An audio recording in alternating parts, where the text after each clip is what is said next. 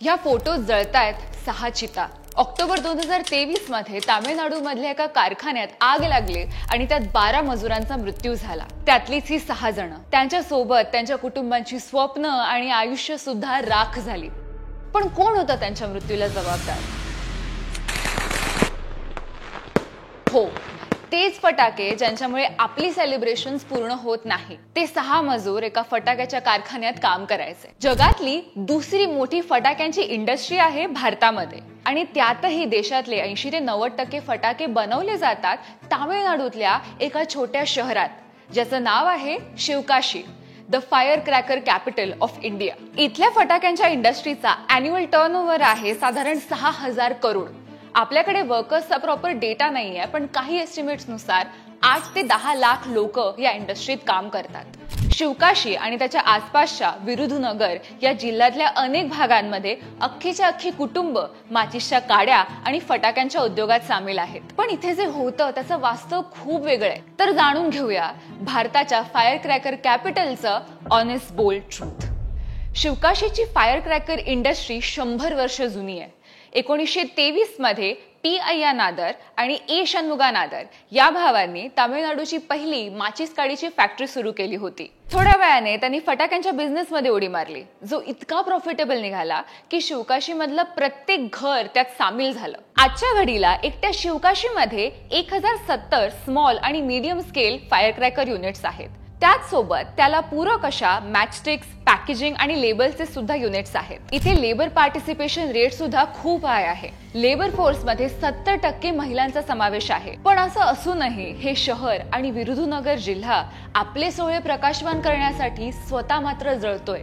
जानेवारी 2024 मध्ये मद्रास हायकोर्टने एका केसवर निर्णय दिला। इथल्या एका फायर क्रॅकर युनिटच्या ब्लास्टमध्ये 4 वर्कर्स मारले गेले होते आणि त्यांच्या बायकांनी कोर्टाकडे धाव घेतली होती। पण तो निर्णय काय होता? हायकोर्टाने जबाबदार यंत्रणांना मागच्या 5 वर्षात अशा फायर क्रॅकर युनिट्समध्ये झालेले डेथ्स आणि ऍक्सिडेंट्स याचा रिपोर्ट बनवायला सांगितला। हा निर्णय होता 2024 मध्ये। ते 4 वर्कर्स कधी मेले होते? 2014 मध्ये, 10 वर्षांपूर्वी। विरुधुनगर डिस्ट्रिक्ट ऍडमिनिस्ट्रेशनच्या एका रिपोर्टनुसार गेल्या दशकामध्ये या फायर क्रॅकर युनिट्सच्या ऍक्सिडेंट्समध्ये 298 मजुरांचा मृत्यू झाला होता। याच वर्षात 2024 मध्ये तामिळनाडू राज्यातल्या वेगवेगळ्या भागांमध्ये झालेल्या या ऍक्सिडेंट्समध्ये 27 मजुरांचा मृत्यू झालाय। यातले बरेच ऍक्सिडेंट्स शिवकाशी आणि आसपासच्या भागात घडले होते।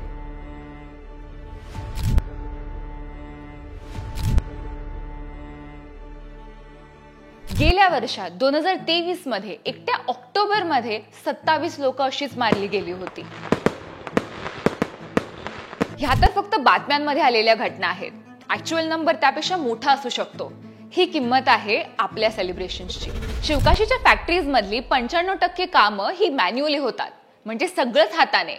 केमिकल्सची हाताळणी, त्यांची अरेंजमेंट, असेंब्ली, पॅकेजिंग सगळं। अशा परिस्थितीत ऍक्सिडेंट्स तर होणारच। Fire safety expert doctor V Shriram यांच्या मते 99% ऍक्सिडेंट्स हे ह्युमन एररमुळे होतात। हाताने कोणत्याही सेफ्टी शिवाय हे फटाके हाताळले जातात आणि त्यामुळे वर्कर्सचा मृत्यू होतोय। कागदावर कारखाने दाखवतायत की सगळे सेफ्टी स्टँडर्ड्स आम्ही पाळतोय, पण ऍक्च्युअल परिस्थिती खूप वेगळी आहे। त्यात कोर्ट आणि गव्हर्नमेंटने आणलेल्या धोरणामुळे, फटाक्यांवर आणलेल्या बंदीमुळे इलिगल प्रकारे फायरवर्क्स बनवले जातात। प्रॉब्लेम काय माहिती का? काहीतरी जास्तच नियम आणि कायदे आहेत या बाबतीत।